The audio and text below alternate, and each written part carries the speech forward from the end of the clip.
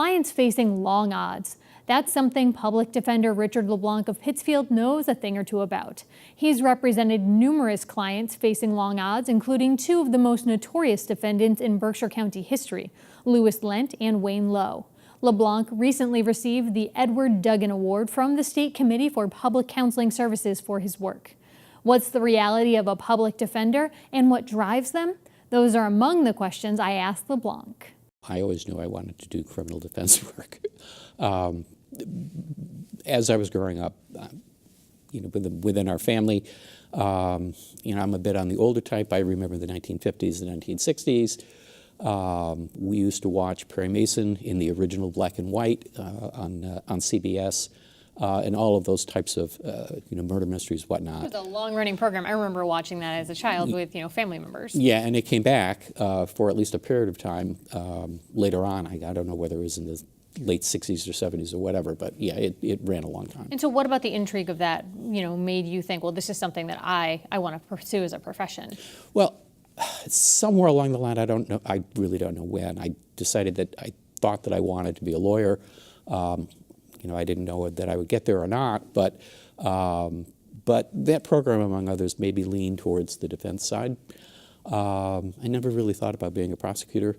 It was really more on the defense side. And, if you look at that program really does what we try to do in the Committee for Public Counsel Services in the Public Defender Division, which is where I've been for the last 35 years. He would get a case. He would work the facts. He had an investigator to go out and try to track things down to figure out what's the truth of it and who are the witnesses who could help. And then he would be prepared. He would go into court and they'd try the case. And that's what we try to do. We get assigned hopefully, usually, at arraignment when someone is arraigned in either district or superior court. So that you can be involved in the entire process? Right. We try to have what's called vertical representation, where we start with the case in the district court, which is the primary entry level for most people into the criminal justice system. The district court has a limited jurisdiction. Sometimes a person is arraigned on a matter in district court, and because of the charge that they're being charged with, that case is not going to stay in the district court. It's a case that's going to go up to the superior court. Those cases in particular are cases that we like to try to get into right at the beginning so that we have this vertical representation. We're representing the person in the district court, and then when the case goes to the superior court, we can continue our representation in the superior court so that it's seamless. You don't have a client who starts to get used to one attorney and then all of a sudden they've got somebody else and they've got to make that huge adjustment. You're developing a connection. Right. And you were recently honored for your work. You received the Duggan Award. What did you think when your peers nominated you and you were actually, in fact, given the award? Yeah, well, you're not made aware of the nomination process. So I found out about it when I received a phone call from the deputy chief of our division telling me that I was going to be the recipient of the award for the Public Defender Division this year. And I was very honored, to say the least. I still get emotional. You can sort of hear it in my voice now. It's a huge, huge honor. Some of the people who've gotten that award are just the giants of our organization. It's not given lightly. I know they give it a lot of thought. And so, to be mentioned in the same breath as some of those people, it's a huge honor. Yeah. I was really blown away. And you have long ties to the community. You went to Taconic High School. You grew up in the area. Yeah. Did you always think that you would stay in the Berkshires for your career? Yeah. I went to UMass for college, UMass Amherst. That was nice. My mom actually grew up in Amherst, so I had some connections there. Went to BU for law school. I loved BU. I loved being in Boston, but I'm not a city person. Even then, I have been in the past a long-distance cyclist. I got hit twice while I was trying to maneuver the streets of Boston. I knew that was not going to be a good.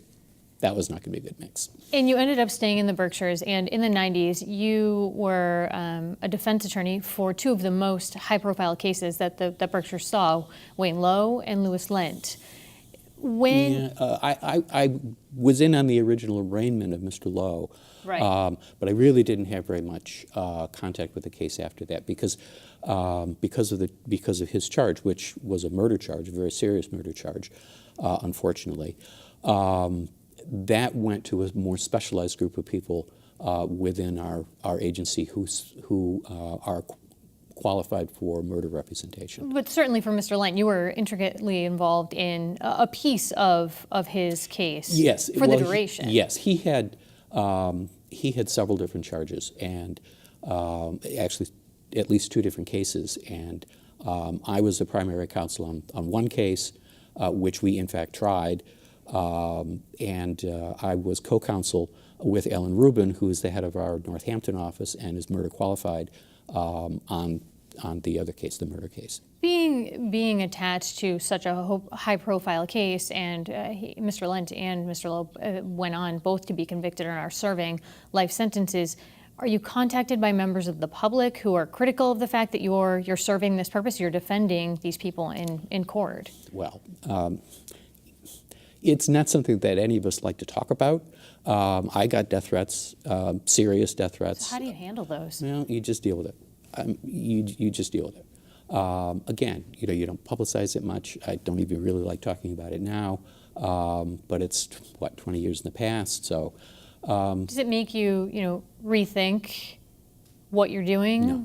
No. Why? No, because it didn't have to do with the representation. I mean, the people who do something like that are not really understanding what our system is all about. If you don't have a fully qualified prosecutor and a fully qualified defense attorney who are dealing with these cases, then how can you have any real sense that justice is being done, really, in the end? Our system is based upon the presumption of innocence, that a person is assumed to be not guilty unless and until they have been found guilty by a jury of, in this case, 12 people. All 12 being convinced beyond a reasonable doubt that the person is guilty. That's what our system is founded on. That's the bedrock of it. And so if you don't have qualified people on both sides presenting those facts to that jury, how can you say that justice has been done? So people who say, oh, how can you represent this person? Or how can you do that? They're missing the point of our entire system.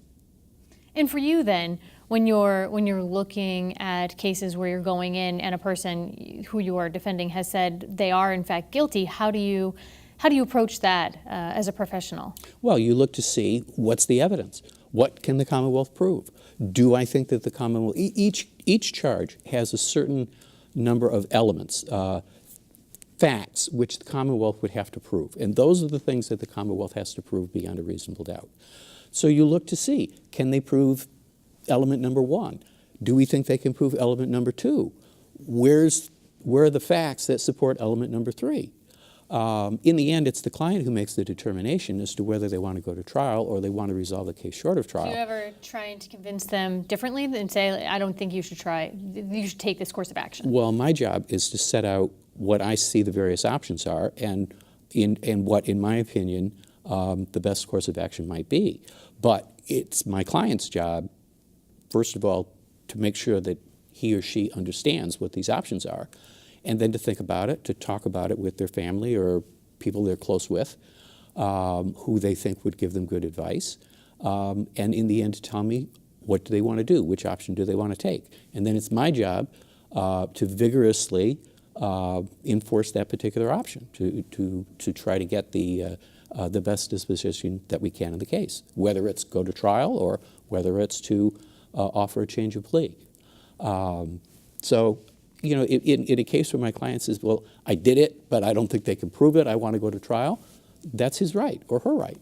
And when you go to trial in that case, if the Commonwealth has not proved the elements, then the person should be found not guilty, because that's the bedrock of our system.